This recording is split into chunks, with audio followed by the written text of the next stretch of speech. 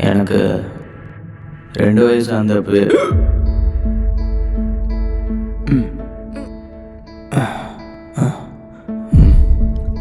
நான் 2 வயசாக இருந்தப்பவே எங்கள் அம்மா இறந்துட்டாங்களாம். எங்கள் அப்பா இப்போ வரைக்கும் யாருன்னு எனக்கு தெரியாது. ஒரு ஃபோட்டோவில் கூட பார்த்ததும் இல்லை.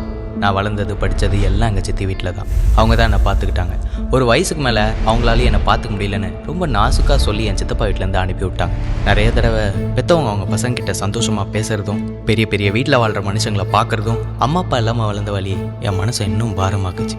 என்ன பண்ணுறதுன்னு தெரியாமல் தஞ்சாவூர் பெரிய கோயில் வாசலில் 3 நாள் உட்காந்துட்டு இப்படியே இருந்தால் இது வரைக்கும் படித்த படிப்புக்கும் பொறுத்துக்கிட்ட வாழ்க்கைக்கும் அர்த்தமே இருக்காதுன்னு அங்கங்கே கிடைக்கிற சின்ன சின்ன வேலையை செஞ்சு மெரிட்டில் பாஸ் பண்ணி சென்னையில் இருக்க மெட்ராஸ் யூனிவர்சிட்டியில் என் மொத்த படிப்பையே முடித்தேன். வளவாயை மூணாலும் ஊர்வாயை மூட முடியாதுன்னு சொல்கிற மாதிரி நான் மறுபடியும் ஊருக்கு போகும்போது அப்பா பேர் தெரியாத புள்ள, அம்மா இல்லாமல் வளர்ந்த புள்ளன்னு இன்னுமே என் வார்த்தையில் குத்திட்டே தான் இருந்தாங்க.